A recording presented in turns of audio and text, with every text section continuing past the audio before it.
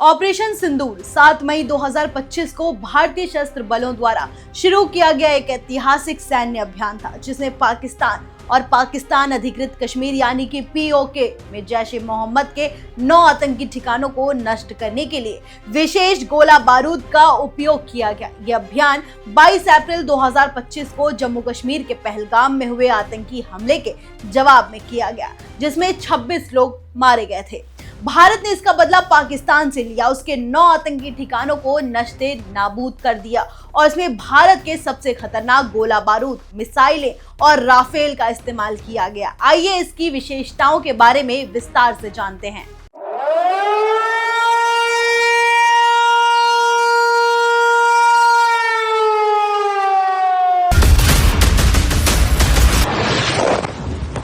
Operation सिंदूर में भारत ने अत्याधुनिक और सटीक गोला बारूद का उपयोग किया, जो न्यूनतम नागरिक क्षति के साथ अधिकतम प्रभाव सुनिश्चित करता है।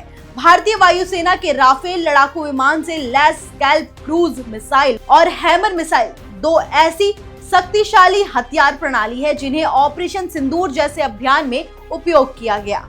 स्कैल्प क्रूज मिसाइल, जिसे ब्रिटेन में स्टॉर्म शैडो के नाम से भी जाना जाता है, एक फ्रांसी ब्रिटिश लंबी दूरी की कम दृश्यता वाली हवा से जमीन पर मार करने वाली क्रूज मिसाइल है। इसे यूरोपीय रक्षा कंपनी MBDA द्वारा निर्मित किया गया है। ये भारत के 36 राफेल जेट्स का हिस्सा है। इसकी अगर हम विशेषताएं देखें तो इसकी रेंज जो है 250 से लेके 560 किलोमीटर तक की इसकी रेंज है। वहीं अगर कुछ स्रोतों की अगर हम माने तो इसकी रेंज हो जाती है 600 किलोमीटर तक भी हो सकती है। वहीं अगर हम इसकी गति की बात करें तो सबसोनिक मार्च 0.8 है इसकी गति लगभग, यानी कि 1000 किलोमीटर प्रति घंटा है। वहीं अगर हम इसकी वजन की बात करें तो इसका वजन लगभग 1030 किलोग्राम है, जिसमें 450 किलोग्राम का जो है विस्फोटक ही है, बारहेड है। वहीं अगर हम इसकी मार्गदर्शन प्रणाली की बात करें तो GPS और नेविगेशन से ये सटीक लैस है, वहीं सटीक मार्गदर्शन इसका निर्धारण भी है। वहीं अगर हम इंफ्रारेड सीकर की बात करें तो लक्ष्य की थर्मल छवि के आधार पर अंतिम चरण में मार्गदर्शन, रेटेन रेफरेंस नेविगेशन की बात करें हम तो इलाके की विशेषताओं के आधार पर उड़ान जो रडार से बचने के लिए मदद करता है। वहीं अगर हम इसकी उड़ान ऊंचाई की बात करें तो 100 से लेके 130 फीट की ऊंचाई पर उड़ान भर सकता है, जो इसे रडार से बचने में सक्षम बनाती है। वहीं लक्ष्य के पास ये 6000 मीटर तक भी चढ़ती है और फिर सीधा गोता लगाकर हमला करती है। वहीं अगर हम इसकी बारहेड की बात करें तो बरोच जो बंकरों और कठोर लक्ष्यों को भेदने में सक्षम है। वहीं अगर हम इसकी विशेषता देखें तो ये स्टील्थ डिजाइन है, जो कि रडार डिटेक्शन से बचाता है। ये फायर एंड फॉरगेट मिसाइल है, यानी कि लॉन्च के बाद इसे पायलट को नियंत्रित करने की इसे जरूरत ही नहीं पड़ेगी। और वहीं अगर हम इसके उपयोग की बात करें तो कमांड सेंटर, संचार केंद्र, हवाई अड्डा, बंदरगाह, बिजली स्टेशन, हथियार डिपो, जहाज और अन्य उच्च मूल्य वाले राजनीतिक लक्ष्य इनका वो है। और इसकी जगह इसके अन्य उपयोग की अगर हम बात करें तो ये स्कैल्प स्टॉर्म शैडो का उपयोग खाड़ी युद्ध, इराक, लीबिया, सीरिया और 2023 में यूक्रेन में रूसी लक्ष्यों के खिलाफ किया गया था। वहीं अगर हम इसकी भारत में महत्व को समझे तो भारतीय वायुसेना ने MBDA से स्कैल्प के सॉफ्टवेयर को पुनः कैलिब्रेट करवाया है, ताकि ये 4000 मीटर ऊंचाई वाले पहाड़ी लक्ष्यों जैसे कि लद्दाख हो या पाकिस्तान के पहाड़ी क्षेत्र को भेद सके। पहले जो बता दें कि पहले जो इसका था वो 2000 मीटर तक की ही सीमित था। वहीं अगर इसकी रणनीतिक बढ़त की अगर हम बात करें तो 2020 के लद्दाख गतिरोध के दौरान स्कैल्प से लैस राफेल जेट्स का अंबाला में तैनात किया गया था उसे, जो चीन के तिब्बत क्षेत्र में लक्ष्यों को निशाना बना सकता था। वहीं अगर हम इसे पाकिस्तान के खिलाफ अगर हम देखें तो स्कैल्प की स्टील्थ और लंबाई रेंज इसे आतंकी शिविरों, बंकरों और कमांड सेंटरों को नष्ट करने के लिए आदर्श बनाती है। जैसे कि ऑपरेशन सिंदूर में देखा गया है कि रडार से बचने की क्षमता इसे साइलेंट ऑसिन बनाती है। गहरे और कठोर लक्ष्यों को भेदने की इसमें क्षमता है। वहीं राफेल की स्पेक्ट्रा इलेक्ट्रॉनिक वॉरफेयर प्रणाली के साथ एकीकरण जो हमले को एक और घातक बनाता है।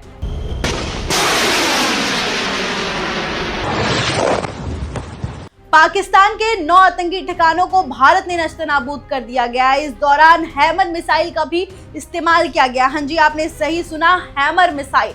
हैमर मिसाइल, जिसे AASM के नाम से भी जाना जाता है, फ्रांसीसी रक्षा कंपनी सैफरन द्वारा विकसित एक मध्यम दूरी की सटीक निर्देशिता हवा से जमीन पर मार करने वाली हथियार प्रणाली है।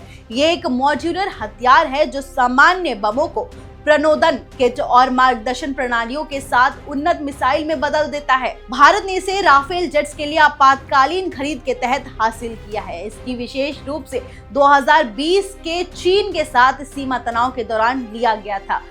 वहीं अगर हम इसकी विशेषताओं के बारे में अगर हम देखें तो ये 20 से लेकर 70 किलोमीटर, जो कि लॉन्च ऊंचाई और लक्ष्य की प्रकृति पर निर्भर करता है। प्रणोदन किट के कारण ये मिसाइल और ग्लाइड बम दोनों को विशेषताएं रखता है। अगर हम इसकी वजन की बात करें तो विभिन्न आकारों में ये उपलब्ध है, जैसे कि 125 किलोग्राम में, 250 किलोग्राम में, 500 किलोग्राम में और 1000 किलोग्राम में, और इसके साथ ही 10,000 किलोग्राम वाला संरक्षण बंकर बस्टर के लिए डिजाइन किया गया है। वहीं अगर हम इसकी मार्गदर्शन प्रणाली की बात करें तो ये सैटेलाइट और GPS से लैस है। वहीं लंबी दूरी के लिए लक्ष्य की थर्मल पहचान कर लेता है। लेजर गाइडेंस की बात करें तो ये उच्च सटीकता के लिए बनाया गया है।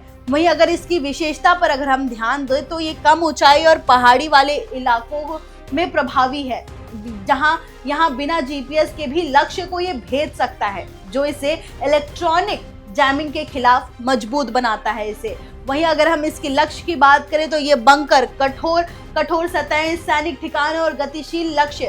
फ्रांसीसी वायुसेना और नौसेना ने इसे अफगानिस्तान यानी 2008 में, लीबिया 2011, माली 2011, इराक और सीरिया में इस्तेमाल किया था। मिसाइलों ने बंकर और कठोर लक्ष्यों को नष्ट करने में प्रभावशाली अपनी दिखाई है। वहीं अगर हम 2020 में की बात करें तो लद्दाख में चीन के साथ तनाव के दौरान भारत ने आपातकालीन खरीद के तहत हैमर मिसाइल को राफेल जेट्स में एकीकृत किया था। भारत में अगर हम इसके महत्व को समझे तो हैमर की कम ऊंचाई और पहाड़ी क्षेत्रों में प्रभावशालिता इसे लद्दाख जैसे क्षेत्रों में उपयोगी बनाती है। ये 70 किलोमीटर की दूरी से बंकरों और सैन्य ठिकानों को नष्ट कर सकता है। वहीं स्पाइस 2000 बमों के एकीकरण में देरी के कारण भारत ने राफेल के लिए पहले से संगत हैमर मिसाइल को चुना है।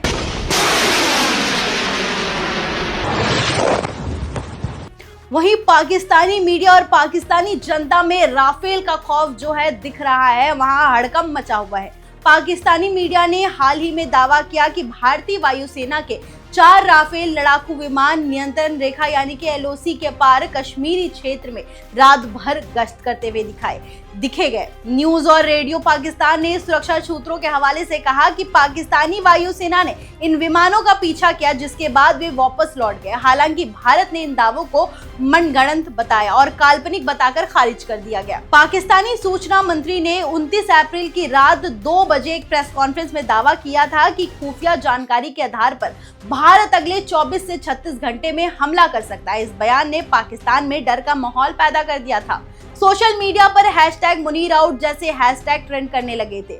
अफवाहें उड़ी थी कि जनरल आसिम मुनीर अपने परिवार के साथ देश छोड़कर भाग गए हैं या रावलपिंडी में एक बंकर में छुपे हुए हैं। हालांकि पाकिस्तानी प्रधानमंत्री कार्यालय ने इन अफवाहों को खारिज करते हुए मुनीर की तस्वीरें जारी की, लेकिन उनके कार्यकाल पर सवाल उठने लगे हैं। पाकिस्तानी जनता गूगल पर लगातार कई सर्च कर रही है, जैसे कि भारत के पास कितने राफेल है, राफेल मिसाइल की ताकत कितनी है और भारत पाकिस्तान में युद्ध में कौन जीतेगा जैसे सवाल सर्च कर रही है। ये दर्शाता है कि राफेल की ताकत और भारत की सैन्य तैयारियों ने पाकिस्तान में घबराहट पैदा कर दी है। तो आइए ऐसे में जान लेते हैं कि राफेल की क्या विशेषताएं हैं, क्यों है राफेल को लेकर इतना खौफ। वहीं अगर हम इसकी विशेषताएं देखें तो इसकी गति और रेंज, राफेल M की गति 2202 किलोमीटर प्रति घंटा है, जो कि पाकिस्तान के JF-17 उसकी अगर हम रेंज देखें तो वो 1910 किलोमीटर प्रति घंटा है और J-10CE की रेंज अगर हम देखें तो वो 2100 किलोमीटर प्रति घंटा है, जो कि जिसके अनुसार जो है राफेल काफी ज्यादा अधिक है। इसकी रेंज अगर की बात करें हम तो 3700 किलोमीटर है, जो इसे लंबी दूरी के मिशन के लिए उपयुक्त बनाती है। अगर हम इसमें हथियार की बात करें तो इसमें 30 mm auto cannon gun, 14 high points और मेट्योर और स्कल्प मिसाइलें हैं, ये हवा से हवा, हवा से जमीन और जहाज रोधी मिसाइलों से लैस है। वहीं अगर हम AESA की रडार की बात करें तो इसका एक्टिव इलेक्ट्रॉनिक सेकंड ऐसे रडार लंबी दूरी तक लक्ष्य को टारगेट कर सकता है।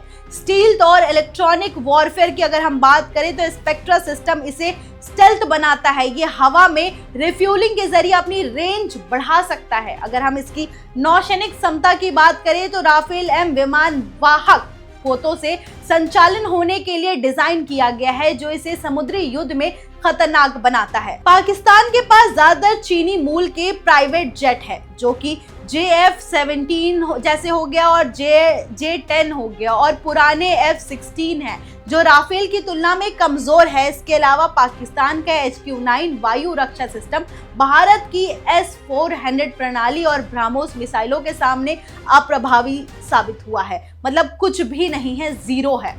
तो भारत के इन खतरनाक मिसाइल राफेल से लेकर हर एक बॉम्ब तक का जो भारत ने इस्तेमाल किया पाकिस्तान के 9 आतंकी ठिकानों को नश्ते नाबूद करने के लिए। अब पाकिस्तान ने जो कायराना हरकत की थी पहलगाम को लेकर, भारत ने इसका जवाबी कार्रवाई किया, क्योंकि भारत की हर एक जनता इसकी मांग कर रही थी। भारत ने मुंहतोड़ जवाब दिया है पाकिस्तान को, उसके 9 आतंकी ठिकानों को बर्बाद करके। ज्यादा जानकारी के लिए देखते रहिए ONOG न्यूज। धन्यवाद।